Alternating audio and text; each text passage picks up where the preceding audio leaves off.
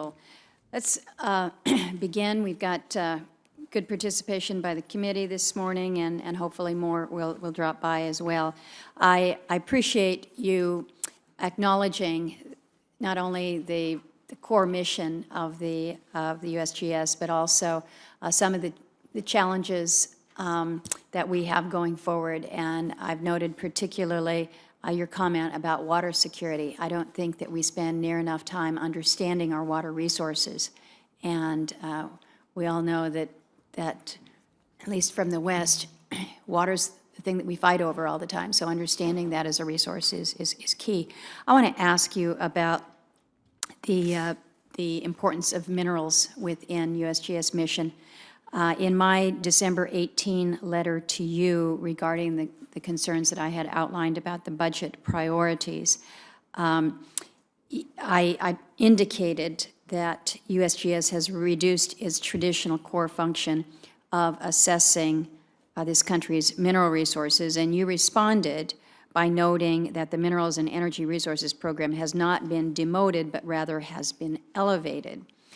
And what I'm wondering this morning is how it has been elevated from a budget perspective, because that's really where we are placing priorities, and need to know to what extent then, as we have done assessment for our mineral commodities summaries, how we are working to expand our knowledge and understanding within this database here. So if you can just speak to the priorities within the agency focused on our minerals and understanding our inventories. Well, thank you very much for that question. And I want to assure you that the USGS has taken very seriously the comments that we've received from this committee in previous hearings, as well as the questions for the record that we've received. As you point out, we have taken concrete steps to address new strategic directions for our minerals work, to enhance our ability to do life cycle analysis, which we think is going to be essential as we move into new technologies that will require different types of minerals being applied to activities. As you pointed out, we have identified and submitted a reprogramming request last fall to Congress to have created, which we've done, an associate director specifically for our energy and mineral resources. That individual's responsibility will be to pursue those kinds of activities that will help enhance the budget through our various partnerships. And those partnerships are very important. We have strong partnerships with industry, we have strong partnerships with other federal agencies, and that's going to be essential to having an understanding of the global scale and scope of mineral resources. Can I interrupt and ask a question on that? You've noted that, for instance, with Alaska mapping now we're at 63%, which is making some progress.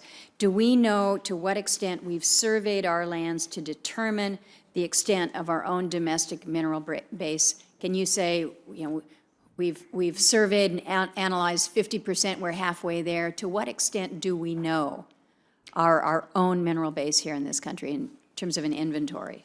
I don't have the answer for that today, but our scientists and our program coordinators know that number, and we'll be happy to provide that for the record. I would be interested, and along those same lines, the geologic mapping in terms of the extent to which we have surveyed and understand and have accurate mapping of our geologic resources. Is that information that you can also make available to us? Yes, we can. We Great. have that information. Great. I appreciate that. And then last question, the White House, you mentioned the Earthquake Resilience Summit that they held on February 2nd. Was USGS consulted by the White House on this summit? We were very surprised that Alaska didn't have any role or participation. Our state seismologist was not brought into the loop. Now, we had the Secretary of Interior here not too long ago, and she indicated the same thing, that this might be readily expandable to Alaska. It's all a function of money, but we did find that it was somewhat unusual that the most seismically active state wasn't brought into this process. Do you know what happened there? I do not know all of the details. This, of course, was an event that was coordinated through the White House. I know Were you all that involved at USGS? we were involved, and for that matter, we did have conversations with the state seismologist about participation, but it was late in the game, and my understanding was at that point they were not able to travel. However, that being said, I need to assure you that the USGS agrees that Alaska is very much in our minds in terms of the next place where we need to begin working on earthquake early warning.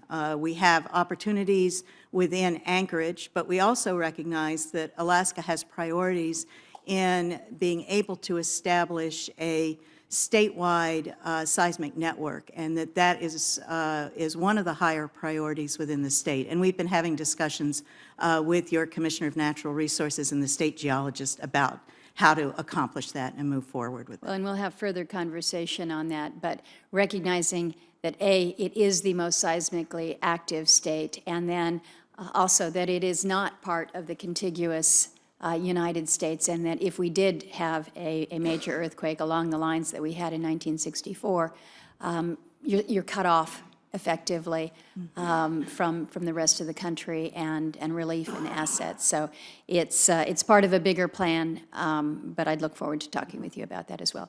Senator Cantwell.